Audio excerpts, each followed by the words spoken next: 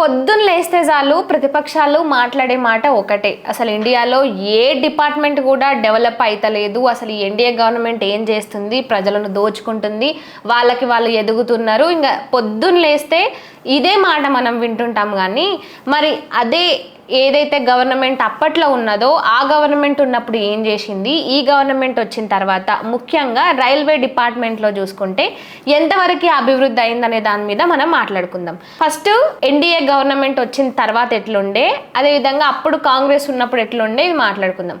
కాంగ్రెస్ ఉన్నప్పుడు ముఖ్యంగా railway department చూసుకుంటే ట్రైన్స్ అంతంత మాత్రం, కానీ రైల్వే స్టేషన్స్, అసలు రైల్వే స్టేషన్లు అయితే దేవుడే ఎరుగు. ఈ రైల్వే స్టేషన్లు, రైల్వే ట్రైన్స్ ఇవి పక్కన పెడితే మెట్రోపాలిటన్ సిటీస్ని అయితే ఇట్లా చేతుల మీద లెక్కెట్టవచ్చు ఎన్ని మెట్రోపాలిటన్ సిటీస్ ఉన్నాయి అనేవి. ఇక ఇవి మాత్రమే కాకుండా ఈ బుల్లెట్ ట్రైన్స్ కానీ, ఈ ఎలక్ట్రికల్ ట్రైన్స్ కానీ, వీటి గురించి అసలు ముచ్చట అనేదే అప్పట్లో రాలేదు.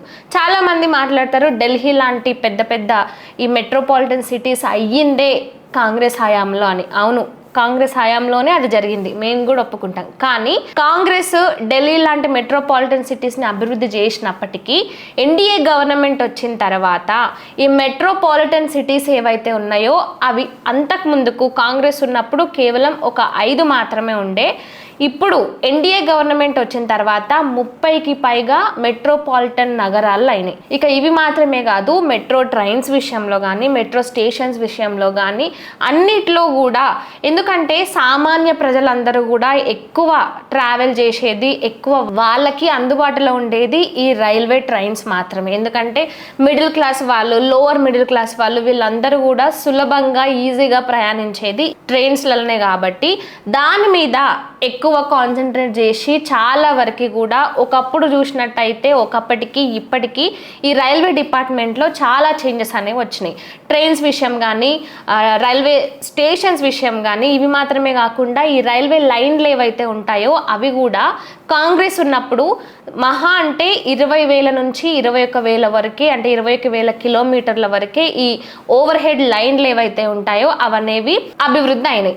కానీ ఎన్డీఏ గవర్నమెంట్ వచ్చిన తర్వాత 50,000కు పైగా ఈ ఓవర్ హెడ్ లైన్లు ఏవైతే, నెట్వర్క్ లైన్లు ఏవైతే ఉంటాయో అవన్నీ కూడా అభివృద్ధి అయినాయి, ఇంక్రీజ్ అయినాయి. ఇక అంతేకాకుండా 100% కూడా ఈ ఎలక్ట్రిఫికేషన్ అనేది కూడా జరిగింది ఈ రైల్వే లైన్ల పూర్తి. ఇక ఇవి మాత్రమే కాకుండా ఇటు బుల్లెట్ ట్రైన్స్ విషయంలో కూడా, అంటే ఈ బుల్లెట్ ట్రైన్స్ రావాలి అనే ఒక ఆలోచనతో కూడా ఎన్డీఏ గవర్నమెంట్ ముందుకొచ్చింది. అప్పట్లో అయితే ఇలాంటి ఆలోచన కూడా లేకపోయినండే. ఇక ఇప్పటికీ ఈ బుల్లెట్ ట్రైన్స్ది ఇంకా కంప్లీట్గా అమలు కాలేదు, కానీ దీని మీద మాత్రం ఇంకా చర్చలు, ఆ అభివృద్ధి చేయడానికైతే ఇవన్నీ అయితే నడుస్తున్నాయి.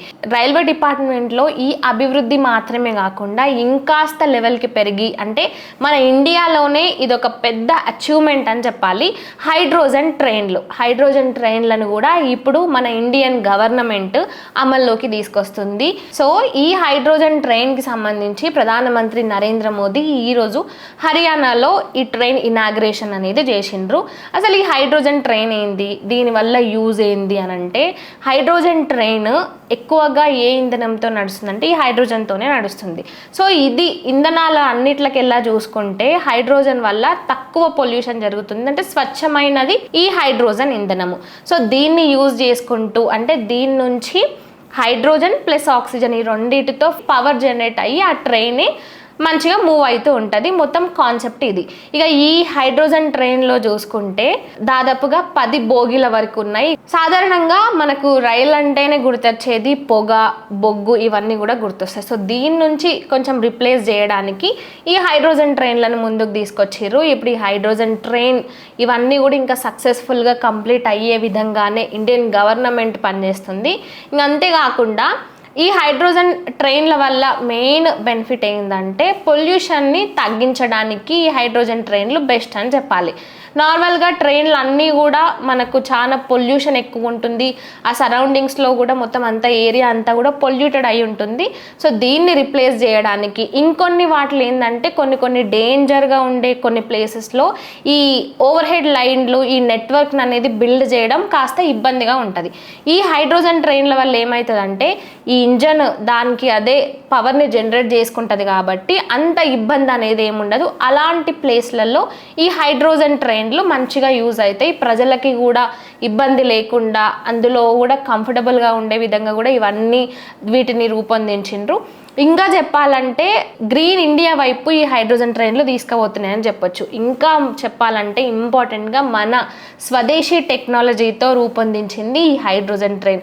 చాలామంది అంటారు ఇంకా ఇండియా ఎదగలేదు, ఇండియా ఎదుగుతలేదు, ఏం తెచ్చుకోవాలన్నా ఏం కావాలన్నా కూడా ఇతర దేశాల మీద ఆధారపడి ఉంటుందని. కానీ ఇప్పుడు ఇండియా ఎదుగుతుంది. మేక్ ఇన్ ఇండియా ప్రాసెస్ని కూడా ఇప్పుడు ఇండియా ముందుకు తీసుకొస్తుంది. ఈ హైడ్రోజన్ ట్రైన్లు పూర్తిగా మన ఇండియా టెక్నాలజీతో తయారైనవే. ఇక ఈ హైడ్రోజన్ ట్రైన్లు అన్నీ అమల్లోకి వస్తే ఇప్పటికైతే ఇది హర్యానాలోని బింద్ నుంచి సోనిపట్ మార్గంలో అవుతుంది. అయితే ఇంకా రానున్న రోజుల్లో 35కు పైగా ప్లేసెస్లో కూడా ఈ హైడ్రోజన్ ట్రైన్లు అమల్లోకి తీసుకురావడానికి ఇండియన్ గవర్నమెంట్ అన్ని సన్నాహాలు చేస్తుంది. ఎన్డీఏ గవర్నమెంట్ వచ్చిన తర్వాతనే మెయిన్గా రైల్వే డిపార్ట్మెంట్లో ఇంతగానం అభివృద్ధి అనేది జరిగింది. ఈ రైల్వే ట్రాక్స్ విస్తరణ కూడా అన్నీ కూడా జరిగినాయి.